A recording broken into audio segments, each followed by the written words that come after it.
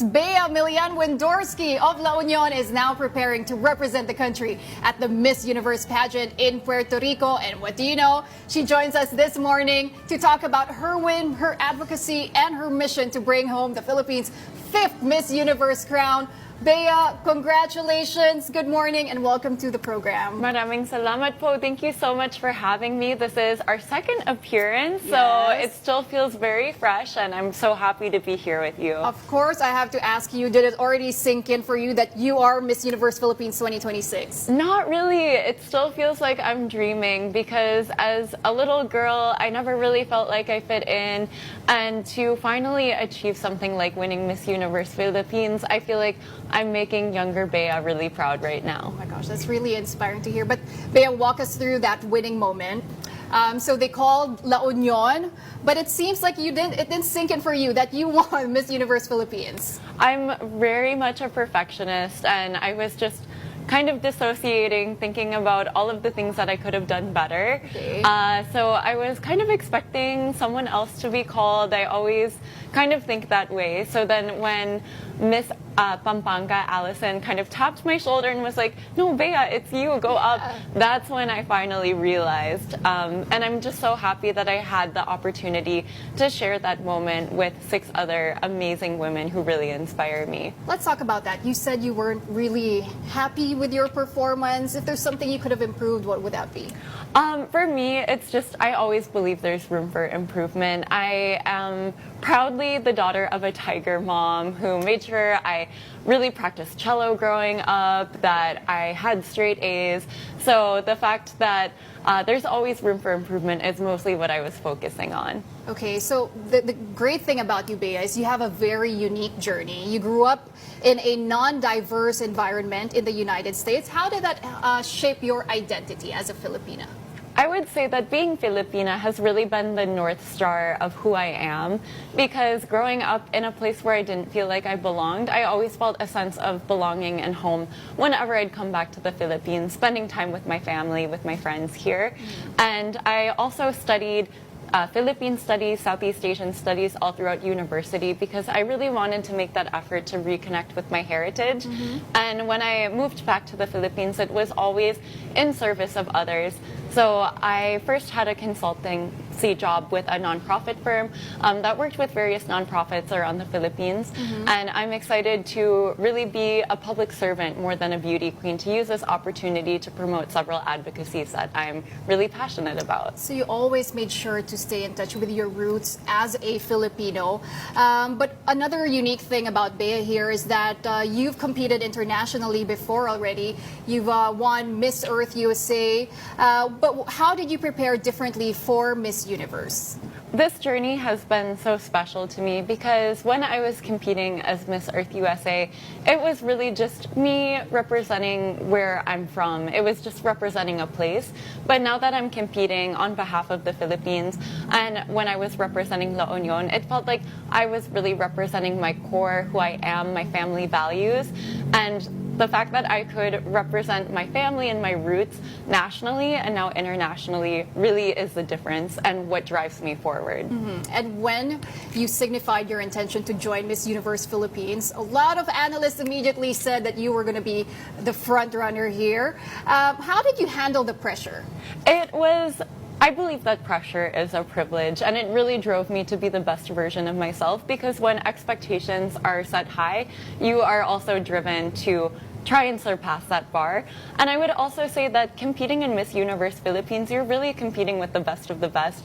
I believe that steel sharpens steel, and being surrounded by so many incredible women really pushed me to be the best version of myself. So I would say that's what really ensured that I was on my best behavior all the time. And you've been in the public eye for quite some time already, Bea, but how do you handle criticism? I really try to take all criticism, not to heart, but I also listen, because there's always room for improvement and you can apply it into different aspects of your life. As a perfectionist, anything a critic says, I've already thought of myself. So I really take it in stride, and it's a reflection of how passionate the Filipino people are about pageantry. They really just want the best representative internationally and to make sure that we make our country proud.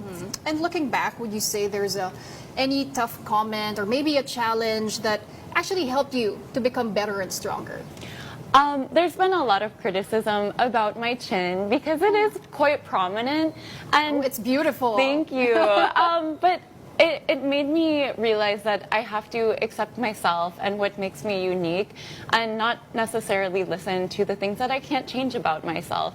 And I would rather carry this chin that's the same as my Lola, the same as my mom, and carry their stories rather than fit a perfect mold of what beauty is for others. All right, now let's talk about your advocacies, Bea. I like what you said earlier, that before you consider yourself a beauty queen, you're a public servant first. Now, of course, you represent La Union, and one of your advocacies is disaster resilience. What drew you to this cause?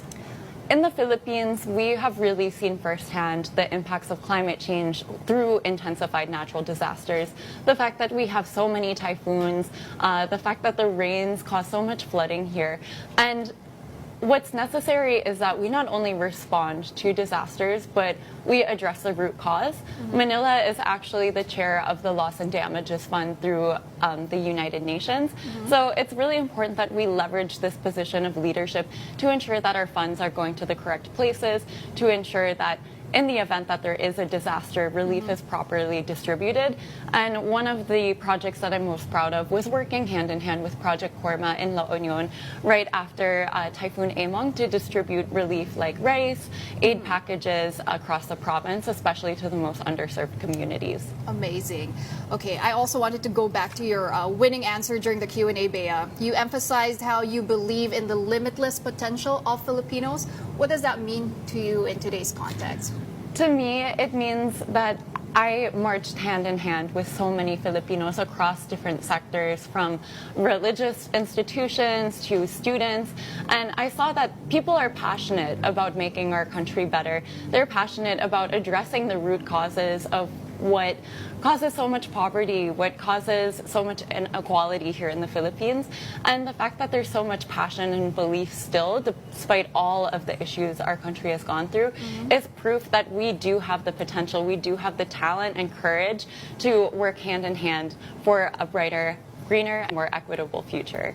This can already be a Q&A segment in itself.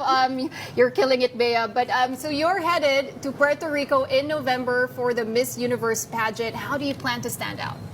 I plan to stand out by staying true to myself. Throughout this whole journey, I have had a lot of feedback on, oh, maybe hold back a bit, maybe be a bit more queenly.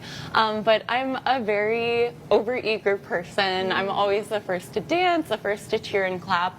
And that's what's really helped me connect with others, really what made me feel like I'm coming home.